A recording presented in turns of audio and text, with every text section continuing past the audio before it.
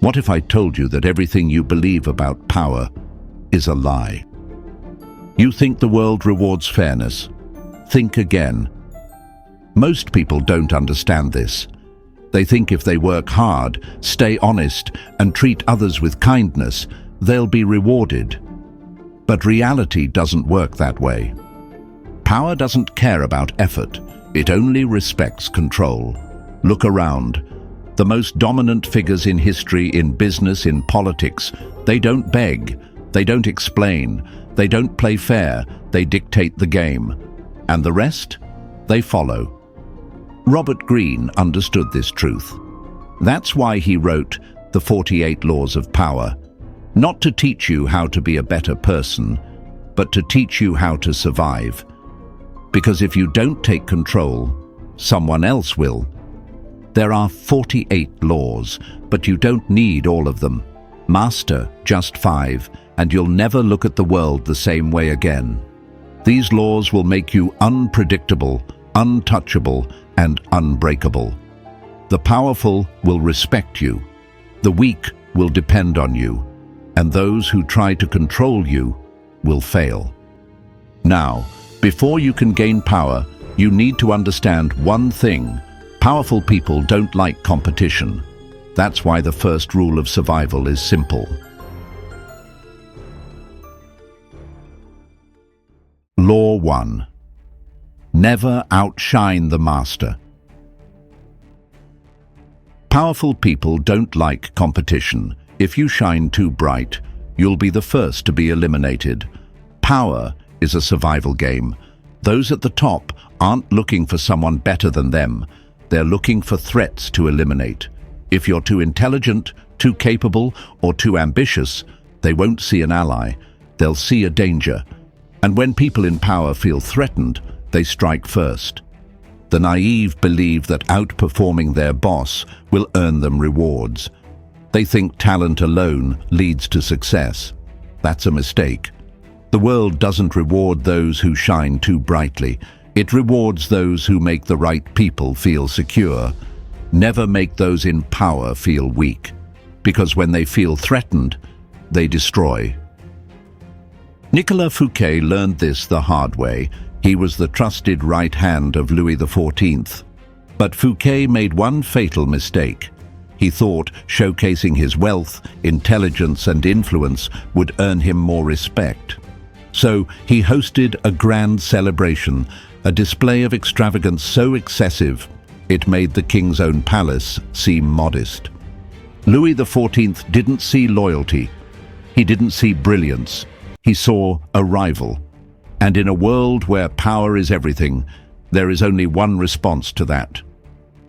Fouquet was arrested, stripped of his status, and thrown into a cell where he would spend the rest of his life. He wasn't executed for being weak.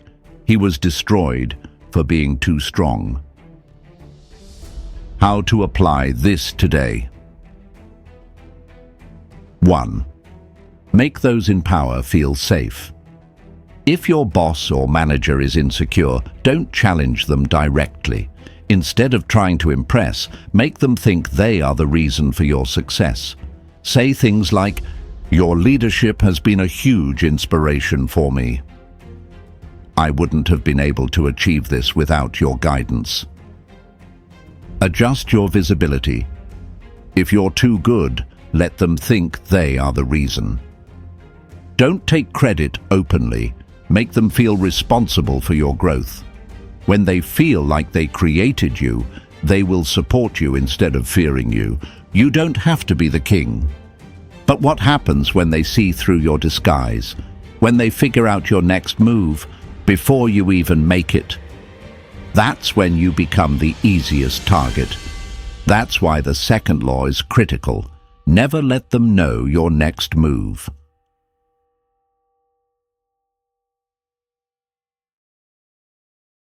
Law 2. Conceal your intentions. The most dangerous weapon is not a sword, not a gun, it's deception. In the game of power, predictability is weakness. If they know your next move, they control you. But if they have no idea what you're thinking, they don't just respect you, they fear you. Never reveal your true intentions. Let them guess. Let them fear. Napoleon Bonaparte mastered this principle. He never announced his true plans.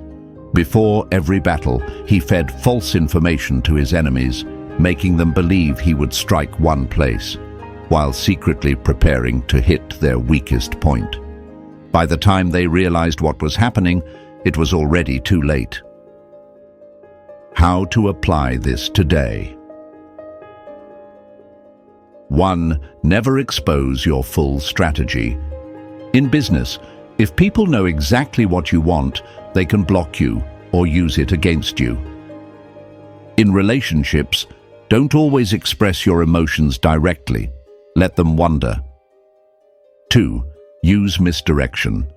If you're negotiating a deal, let the other side think they are in control, while you silently steer the outcome. If you're being watched at work, make them think you're focusing on something small, while you work on something bigger behind the scenes. 3. Make them comfortable, then strike. People let their guard down when they feel safe. That is when you move. But mystery alone isn't enough. You need to take it further, because the most powerful people don't just stay unpredictable. They win without saying a word.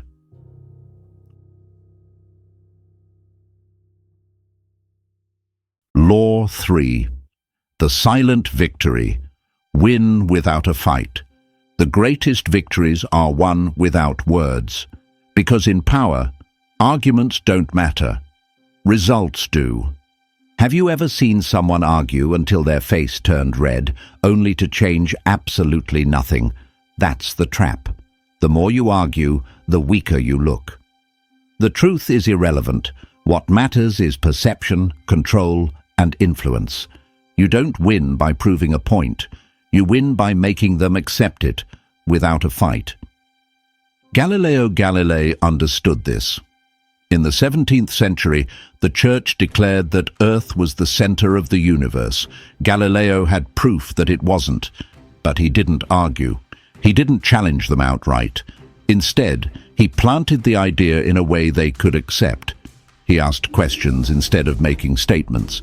He let them come to the conclusion on their own, and when they did, it was too late to resist. Galileo didn't argue. He planted ideas and let them grow inside his enemies' minds. So how do you apply this? First, don't argue. Act. Make them come to the conclusion themselves. If you fight with a fool, people won't be able to tell who the fool is. Stay silent. Let your results speak. Let them deny your words, but they can't deny your success. Second, let your enemies destroy themselves. The stubborn will never accept defeat in an argument, so don't waste your time. Let them burn themselves out. You just watch. Third, control the perception, not the truth. The winner is not the one who's right. The winner is the one who controls the story. If you make them feel you are right, they will believe. The world doesn't reward truth. It rewards control. But what happens when you do fight? When you're forced into a battle you can't avoid.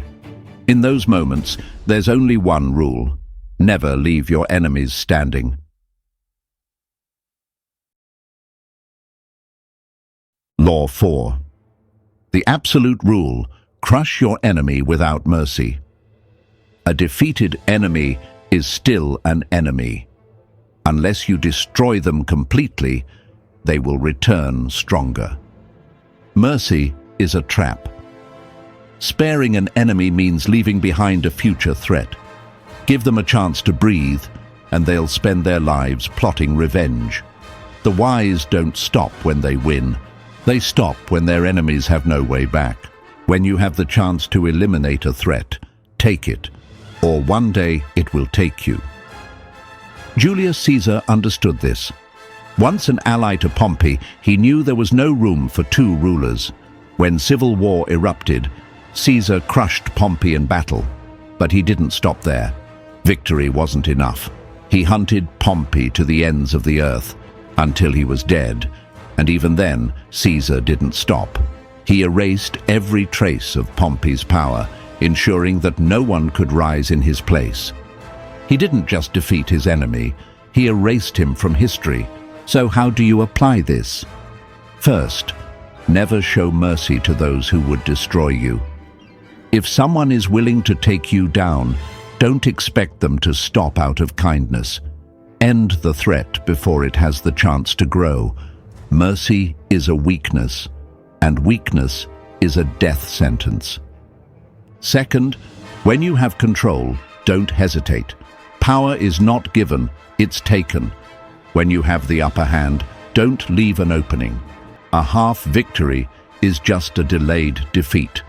Third, don't just beat your enemies, destroy their ability to recover. If you leave them with even the smallest bit of strength, they will use it against you. Erase them completely, or prepare for their revenge. But true power isn't just about destruction, it's about control. The most powerful people don't just crush their enemies, they make them fear what they don't understand.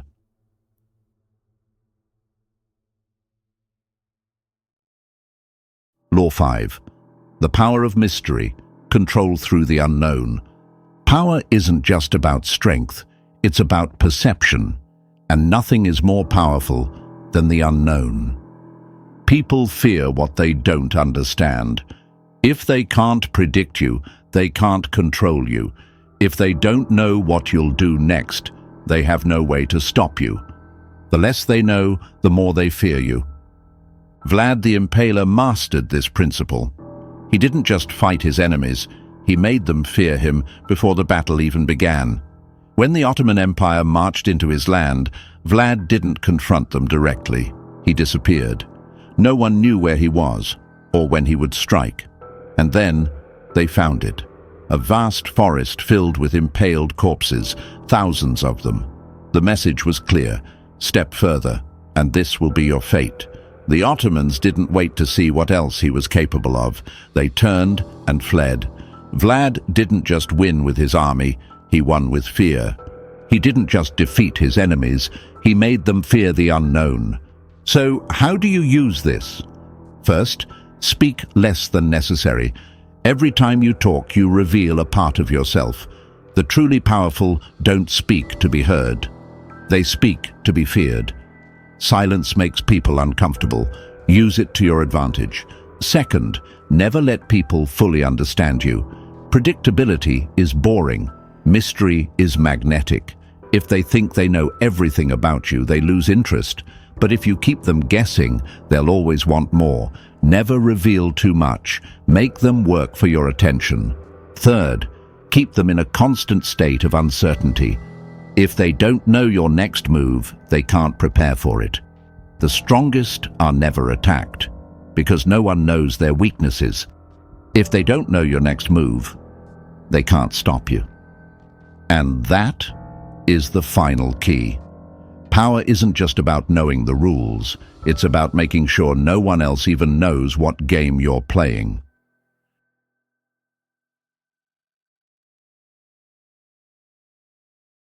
Master power or be controlled.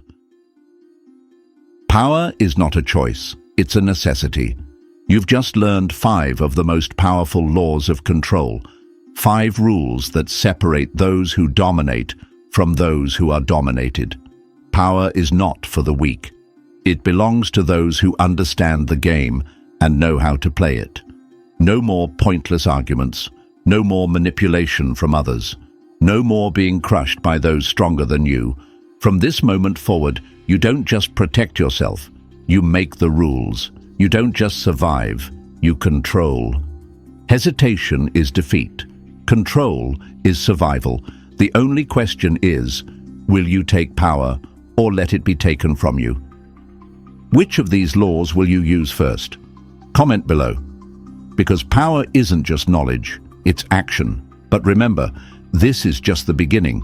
The real game of power has even darker rules. If you want to dominate completely, watch this next. Subscribe for more power strategies, because in the game of power, knowledge is your greatest weapon.